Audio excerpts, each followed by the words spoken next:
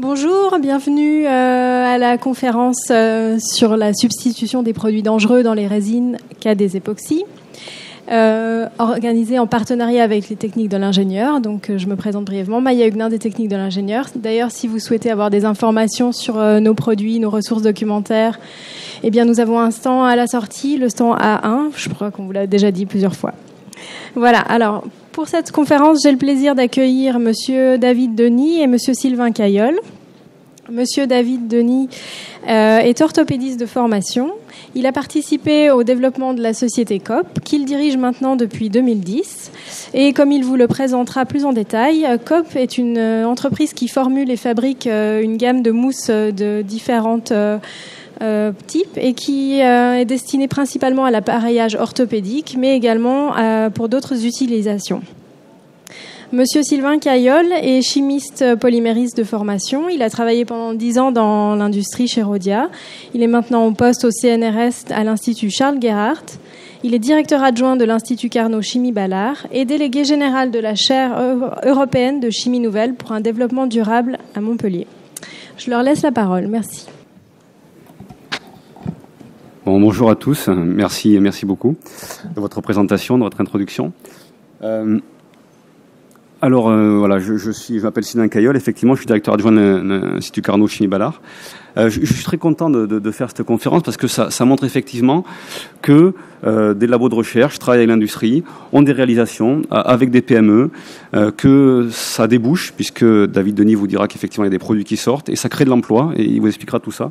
Et donc je suis vraiment très heureux d'être associé à ce type de projet, et à la présentation de ce type de projet avec vous. Alors, 2 petits mots sur la présentation de l'Institut Carnot Chimie Ballard. Effectivement, c'est un institut de chimie.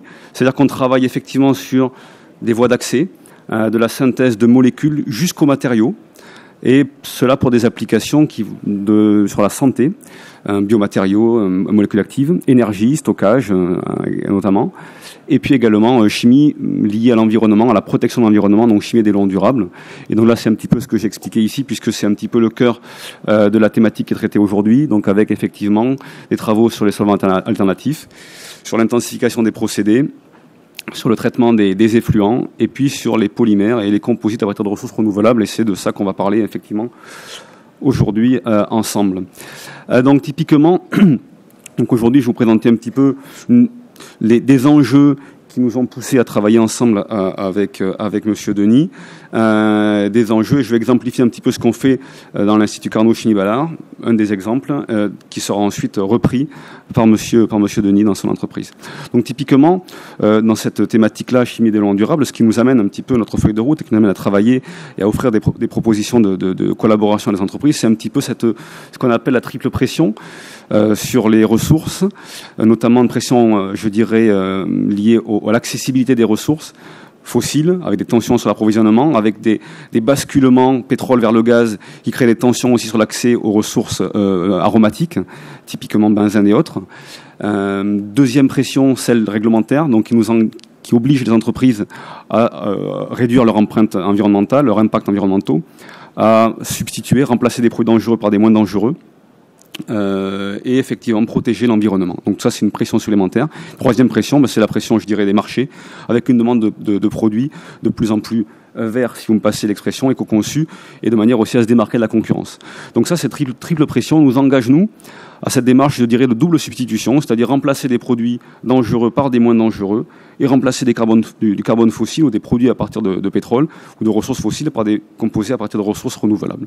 Et je dirais c'est un des axes de notre activité au sein de la thématique chimie durable de l'Institut Carnot Chimie Ballard. Alors, à titre d'exemple, j'ai pris quelques polymères avec quelques cibles que vous reconnaîtrez si vous travaillez dans les polymères, que ce soit les résines époxy, majoritairement à partir de bisphénol A, qui est un CMR, qui va passer peut-être en catégorie 1B, avec des amines aromatiques également dans les durcisseurs, qui sont aussi des CMR. Côté polyuréthane, effectivement, les isocyanates sont eux-mêmes des composés dangereux. TDI, MDI sont des CMR. Il y a du phosgène en amont de la synthèse des isocyanates, donc là aussi avec des impacts environnementaux un petit peu compliqués. Les phénoliques, là aussi, on a deux composés dans les résines phénoliques qui sont CMR, le phénol et le formol. Donc ça, c'est quelques exemples. Donc autant de cibles de composés dangereux à remplacer par des moins dangereux et où on peut effectivement apporter du carbone renouvelable. Donc aujourd'hui, on focalise un petit peu la discussion sur le cas des résines époxy et en particulier sur les époxys, les composés à partir de bisphénol A époxydé. Donc typiquement, je dirais la majeure partie des résines époxy qui sont commercialisées, vendues dans le monde, sont synthétisées à partir de bisphénol A qui est hypoxydé. Bisphénol A qui est pour l'instant un CMR catégorie 2, qui va peut-être passer en 1B, donc est un perturbateur endocrinien, œstrogénomimétique effectivement, et qui en a la composition de nombreux plastiques, résines époxy, polyépoxydes bien sûr, pour des revêtements, pour des peintures, pour pas mal d'applications, que ce soit dans l'alimentaire ou dans le packaging. Effectivement, donc époxydé avec la pichlorohydrine, on obtient, je ne sais pas si ça marche, on obtient effectivement donc le bisphénol A époxydé ici. Et ensuite, ça c'est pour ceux qui connaissent pas très bien, c'est la réaction de durcissement des résines époxy avec des amines comme durcisseurs, amines primaires secondaires ou des protons labiles, des acides, des alcools et des choses comme ça. Donc voilà, donc on synthétise les résines époxy à partir d'époxy et d'amines par exemple ou de durcisseurs. Alors, la vraie problématique, c'est ce bisphénol A, effectivement, qui est un composé aromatique, mais qui est dangereux. Alors, comment faire pour substituer les bisphénol A époxy dans les résines époxy ? Il faut répondre à des propriétés thermomécaniques, de résistance mécanique, de résistance thermique. Donc, il faut qu'on puisse utiliser des monoères qui soient aromatiques et d'origine renouvelable. Ça nous oblige à rechercher dans la nature ce qui existe en termes d'aromatique et ce qui est aussi non dangereux, non toxique, puisqu'effectivement, c'est pas parce que c'est biosourcé que c'est non dangereux, bien au contraire. Donc, dans notre approche, effectivement, de sourcing, on utilise ce qui est dangereux, non dangereux, et ce qui peut être utilisé dans les aromatiques, et donc ce qui est aussi disponible avec un sourcing fiable et en volume intéressant pour une industrialisation. Donc, typiquement, quels sont les composés aromatiques naturels biosourcés et dans lesquels on peut trouver les non dangereux qu'on peut utiliser dans l'industrie. On a vite fait le tour. Il y a 3 sources. Il y a ce qui est dérivé de l'huile de noix de cajou. Cashew Nut Liquid, c'est en fait du cardinol, qui est un sous-produit de l'industrie agroalimentaire de la noix de cajou. Des tanins qui sont aussi des coproduits de l'industrie vinicole ou de l'industrie sylvicole. Et puis la lignine. Alors si effectivement le cardinol, la noix de cajou, ça représente quand même 800 000 tonnes par an. Les tanins, 200 000 tonnes par an en termes de production. La lignine, par contre, c'est des volumes colossaux, mais par contre, il est très difficile, effectivement, de les utiliser tels quels. Donc, on est obligé de dépolymériser. La dépolymérisation n'est pas très mature. Donc, nous, on a choisi de travailler sur des produits industriels qui existent, qui sont déjà produits à partir de la lignine. Donc, à titre d'exemple, dans l'Institut Carnot Chimie Ballard, on va travailler sur ces trois aromatiques biosourcés. Les lignines à partir des vanillines ou des syringaldéhydes qui sont biosourcés, donc qui sortent de la vanille, donc c'est des composés, des building blocks existants biosourcés. On va travailler sur le cardinol issu de l'huile de noix de cajou, et puis sur des composés flavonoïdes comme l'acide gallique ou autres qui sont issus des tanins. Et notre approche consiste à synthétiser toute une famille de molécules réactives qui peuvent être utilisées dans plein de polymères différents, que ce soit avec des fonctions donc alcool, amine, allylique, acrylate, époxy, carbonate pour des polyuréthanes, des époxys, des phénoliques, des vinylesters, des choses comme ça. Donc on a vraiment une approche plateforme, je dirais, sur une ressource pour la fonctionnaliser et l'utiliser pour amener du carbone aromatique renouvelable dans plein de polymères différents avec des fonctions réactives qui vont être utilisées dans les résines visées. Et donc vous avez ici quelques exemples. Voilà, polyuréthane, époxy, vinylester, polyester, résine phénolique pour des applications très variées qui vont effectivement de la santé au packaging en passant par l'aéronautique ou le bâtiment. Alors, à titre d'exemple, voilà une approche de plateforme que l'on développe sur la vanilline, qui est issue de la lignine. Donc, on a synthétisé. Non, là, c'est intéressant parce qu'on peut faire des composés difonctionnels pour faire tout ce qui est adduction dans les résines, les prépolymères. Donc, avec un diphénol, un phénol benzylalcool et un phénol ester. Et donc, on a synthétisé 3 composés diépoxy qui sont ensuite à faire des composés carbonates qu'on utilise dans des polyuréthanes sans iocyanate. On travaille aussi sur la synthèse de composés allyliques et qui sont fonctionnalisés ensuite en une étape par de la chimie thiolène. Et donc vous voyez qu'on a une approche convergente puisqu'on fonctionnalise avec des fonctions qui vont nous permettre de fonctionnaliser ensuite dans un deuxième temps. Donc on a vraiment une approche convergente, je dirais, sur cette approche plateforme sur la chimie biosourcée dans l'Institut Carnot Chimie Ballard. Et quelques réalisations donc sur des résines. Donc typiquement, on travaille sur donc le cardinol diépoxydé. Donc là, c'est un composé qui est fabriqué par Cardolite. Donc on a effectivement caractérisé très finement pour comprendre la fonctionnalité, les propriétés. On a utilisé dans la synthèse de résine époxy. Donc on obtient là pour le coup des matériaux avec des propriétés qui sont des propriétés dans la transition alpha, donc approximativement la TG, qui sont relativement faibles puisqu'on a effectivement un composé avec des chaînes aliphatiques ici, donc qui apportent de la souplesse, et puis le composé de cardolite est peu fonctionnalisé, donc on a des chaînes mortes, donc on plastifie un petit peu le matériau, mais pour des applications souples, c'est quand même assez intéressant. On a travaillé avec différentes diamines, là j'en ai mis que deux, l'isophorone-diamine, la géfamine. On a travaillé également avec des composés, des extraits naturels de tanin, que ce soit du thé vert ou du tara, donc ça c'est des extraits naturels, il n'y a pas de purification en amont, il y a des gros mélanges, c'est des mélanges, mais on encaisse un petit peu l'impureté de ces mélanges avec des lipédéas, donc là on a pour le coup par contre des composés avec des propriétés thermiques, transition de TG ou de T-alpha, là pour le coup c'est T-alpha, qui approchent les propriétés du bisphénol A, d'époxydé, donc ça c'est intéressant, on est à la cible en termes de résistance thermique ou de propriétés mécaniques. Ça sont les travaux qu'on a menés en collaboration d'ailleurs avec l'Institut Carnot 3 Bécart. Autre exemple, donc là sur la vanilline, rapidement. Donc là, vous avez les trois diépoxy qu'on a synthétisés. Et vous voyez qu'il y a en fonction de la structure, donc c'est ce qu'on fait vraiment en Institut Carnot, une relation de structure-propriété, et on obtient des matériaux époxydés avec des TG ou des transitions alpha différentes, et on s'approche effectivement de la cible du bisphénol A époxydé. Donc ça veut dire qu'on peut raisonnablement imaginer substituer le bisphénol A par des produits époxydés que je vous ai montrés, y compris avec cela faire des adducts pour faire des prépolymères. Et on a quelque chose, vous voyez, qui est quand même transparent, même si c'est effectivement des composés biosourcés, pas très purs. Voilà, donc là ce que je voulais montrer à titre d'exemple, pour vous expliquer la démarche que l'on suit dans l'Institut Carnot. Ces travaux-là, on les mène dans l'Institut Carnot Chimie Ballard. On est fortement associé avec d'autres instituts Carnot à travers une alliance d'Institut Carnot, l'Alliance Chimie Durable, où nos compétences de différents instituts Carnot vont être complémentaires, je dirais. Donc on va travailler avec l'Institut Carnot LISA sur l'oléochimie essentiellement et la synthèse de biomolécules, avec l'Institut Carnot ICEL sur une approche ressources, matériaux et très procédés, je dirais, procédés énergie, avec 3 Bécart sur des approches biosynthétiques, biotech blanche et verte, avec l'Institut Polynate sur, je dirais, l'aspect glycochimie, polysaccharides, la structuration de ces composés-là, et puis notre Institut Carnot Chimie Ballard, qui est effectivement, je dirais, focalisé sur la chimie et les matériaux, donc de la molécule aux matériaux, avec des spécialisations sur les phénols, sur le traitement de l'eau et des procédés. Et donc ça nous permet, cette approche-là complémentaire, au sein de notre Institut Carnot, ou en alliance, je dirais, d'apporter une réponse qui va être complémentaire ou synergique à nos industriels, que ce soit des grands groupes ou des PME. Voilà ce que je voulais vous dire aujourd'hui pour vous exemplifier un petit peu notre démarche. Je vous remercie. Bonjour à tous. Donc je vais vous parler un petit peu donc de la société COP, donc qui a effectivement eu la chance de rencontrer donc le laboratoire du docteur Cailleul dans le cadre de son développement. Alors donc voilà, donc COP en fait c'est pour présenter brièvement la société, donc c'est une société qui a été créée en 88, qui est installée donc c'est une petite entreprise familiale qui est installée au pied du Vercors. Donc là en fait sur la carte on a l'impression qu'on est plutôt au-dessus de Lyon, mais en fait on est en dessous de Lyon. On est entre Valence et Grenoble en fait, dans un petit village qui s'appelle Saint-Nazaire en Royan.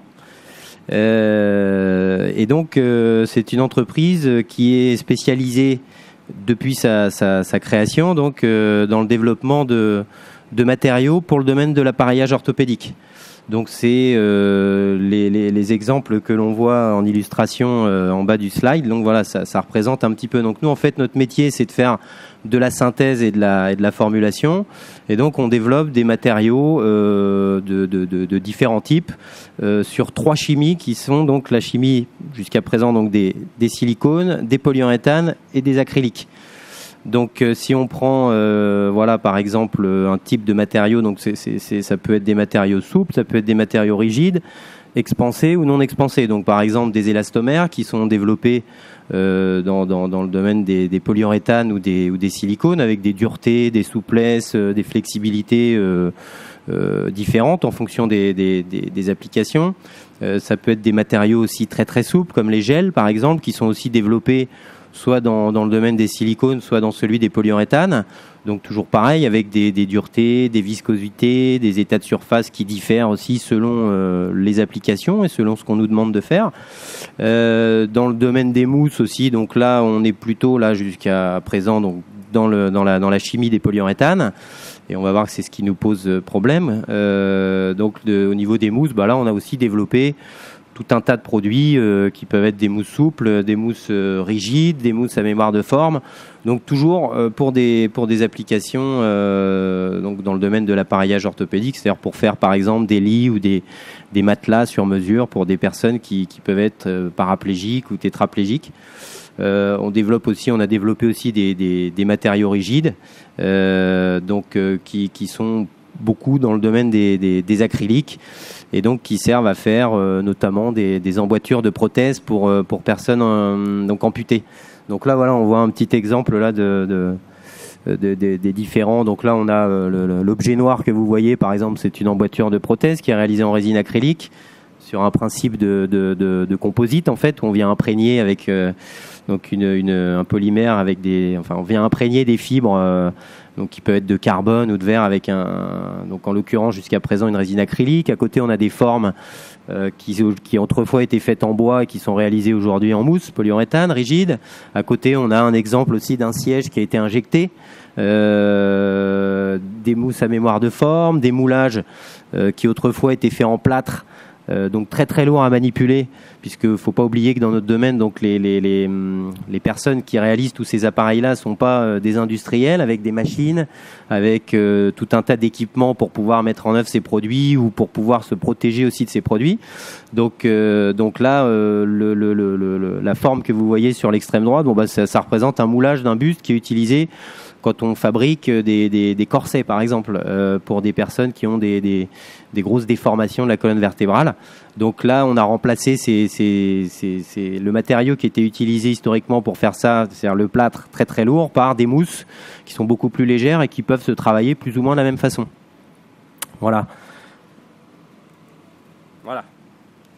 Donc dans le cadre du développement de la structure, en fait, on a été confronté à différents soucis, notamment au niveau réglementaire, qui étaient liés à la toxicité des matériaux. Donc, on parlait tout à l'heure, par exemple, des trois chimies sur lesquelles nous on a travaillé, les trois chimies historiques depuis la création de l'entreprise. Donc, c'est les silicones, les polyuréthanes, les acryliques. Bon, dans le domaine des silicones, ça va, mais dans le domaine des polyuréthanes ou des acryliques, on était quand même confronté à des produits, et on l'est toujours, qui sont avec quand même une toxicité, une dangerosité, c'est-à-dire des produits irritants, des produits inflammables, etc.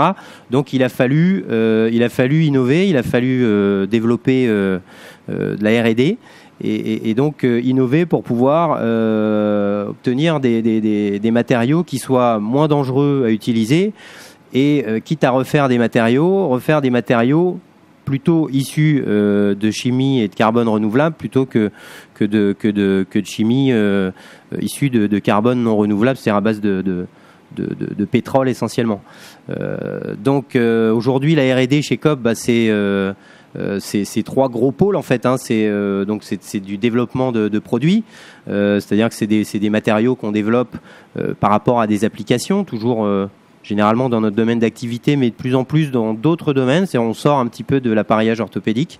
C'est des études aussi, c'est-à-dire qu'on est sollicité aussi maintenant, puisqu'on a un site internet, par des entreprises qui veulent développer un produit qui va pas forcément être dans notre gamme. Donc à ce moment-là, on a aussi la capacité en fonction d'un cahier des charges, de développer des matériaux par le biais d'études et donc d'aboutir à des licences de savoir-faire, de faire du développement collaboratif sous contrat. Et puis un des gros axes aussi de développement au niveau de la R&D chez nous, c'est évidemment maintenant la chimie verte, puisque au travers de produits biosourcés, non dangereux, et donc l'idée étant de substituer à terme tous les produits dangereux et non biosourcés par des produits équivalents non dangereux biosourcés. Voilà. Donc là, il a fallu démarrer par un projet. Donc évidemment, nous on a regardé un petit peu dans la gamme des différents produits qu'on fabrique et qu'on propose et donc qui sont utilisés dans notre domaine. Bon, les mousses PU étaient parmi les produits les plus consommés. Donc les mousses PU, c'est la chimie des isocyanates. Donc aujourd'hui, il faut coller sur les bidons donc ça c'est l'isocyanate, ça correspond en gros dans les PU, il y a une résine, un durcisseur, bon c'est le composant durcisseur, et donc sur le composant durcisseur, sur le bidon de durcisseur qu'on va vendre à nos clients, mais aussi que les salariés chez Coop doivent manipuler. On trouve des pictogrammes pas très sympas comme celui qu'on voit, donc qui montre que là c'est un produit qui est vraiment pas terrible pour le corps, puisque aujourd'hui donc les isocyanates c'est des produits qui sont CMR cancérigènes, mutagènes, reprogènes. Donc c'est pas très vendeur, c'est pas très agréable quand on voit ça sur un bidon. Donc on s'est orienté donc quand on a rencontré donc le docteur Cailleul, donc sur une autre chimie qui était celle des époxys biosourcés, donc des époxys verts, mais sans bisphénol A, puisque comme l'a évoqué tout à l'heure Sylvain Cailleul, donc le bisphénol A, donc c'est un perturbateur endocrinien. Donc remplacer du polyuréthane par de l'époxy avec du bisphénol A, ça avait strictement aucun intérêt. Donc là aujourd'hui, on s'est engagé donc sur cette voie-là, c'est-à-dire développer en substitution de nos mousses PU des mousses époxy, mais des mousses biosourcées et donc sans bisphénol A. Voilà, donc si on retrace un petit historique un petit peu donc depuis la création de l'entreprise en 88, il y a eu vraiment un tournant en 2011-2012 suite donc à la rencontre avec le laboratoire de l'IAM issu de l'école de chimie de Montpellier et le docteur Cailleul. Cette rencontre, elle s'est faite quand même grâce à Christelle Gallet d'Hardy Matériaux, qui avait été sollicitée à l'époque parmi d'autres pour pouvoir, parce que quand j'ai commencé à rentrer dans ces problématiques-là, j'ai essayé de rencontrer un maximum de monde. Moi, n'étant pas trop issu du domaine de la chimie, donc j'ai tapé à pas mal de portes. Et puis donc voilà, un jour, par le biais d'Hardy Matériaux, j'ai donc eu la chance de rencontrer Sylvain Cailleul, à qui j'ai exposé nos problématiques et donc notre volonté d'aller vers des matériaux non dangereux et plutôt verts. Et donc voilà, c'est parti tout ça en 2012. On a donc fait les choix de systèmes, donc de ces systèmes-là, biosourcés non dangereux. Depuis 2012, donc en 2013, on a dans un premier temps mis en place un travail collaboratif avec le laboratoire d'IAM. Et à l'issue de ce travail, qui a duré à peu près 1 an, donc on a continué, on a décidé de continuer puisque les résultats étaient, alors c'est pas en 1 an évidemment qu'on développe des matériaux finis, prêts à l'emploi et prêts à être vendus, mais à l'issue de cette étude, on était déjà arrivé à un niveau de développement vraiment très très intéressant. Donc qui nous a permis de recruter donc une personne qui est docteur en chimie, donc qui avait été elle-même recrutée par le laboratoire de l'IAM pour travailler sur notre sujet. Donc aujourd'hui, cette personne fait partie de l'entreprise. Donc on a pu internaliser un petit peu la R&D chez nous.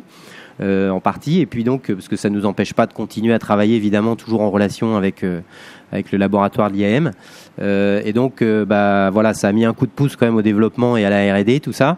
Donc là aujourd'hui, arrivé en 2014 et bientôt 2015, donc on est en phase de finalisation des formules, on rentre dans une phase de test client aujourd'hui de ces produits-là, donc et à l'issue de cette phase de test qui durera plusieurs mois, donc ça se terminera en 2015. Si tous les retours ont été positifs, et ça j'en doute pas, puisque on a quand même déjà fait quelques tests qui ont été vraiment très très très concluants. Donc on envisage donc de passer en phase de production et de vente de ces nouvelles résines époxy biosourcées, donc non dangereuses. Voilà. Donc, je vous remercie. Oui, bonjour, Laurence Caramaro, Société Fibroline. Qu'en est-il de l'approche économique de ces matériaux par rapport aux matériaux standards? Alors l'approche économique, évidemment, si on compare économiquement parlant, la résine nouvelle génération à celle qui était produite en quantité très importante, puisque le secteur de l'appareillage orthopédique, c'est un marché de niche. Par contre, ces produits-là sont aussi utilisés. Donc là, je parle des polyuréthanes, puisque on parle de la substitution de mousse PU par d'autres types de matériaux. Donc là, évidemment, économiquement, on est beaucoup plus cher avec les nouveaux matériaux. On est 2 à 3 fois plus cher. Mais finalement, c'est pas un problème, puisqu'on le savait dès le départ. On savait que les volumes, on a fait le choix de travailler sur des matières premières quand même existantes, produites, mais qui ne sont pas du tout produites dans les quantités que peuvent être les polyols ou les isocyanates aujourd'hui. Donc évidemment, c'est beaucoup plus cher à l'achat. Par contre, c'est vrai que c'est pas vraiment un souci, parce qu'aujourd'hui, l'idée c'était pas forcément d'arriver avec un produit de substitution au même prix.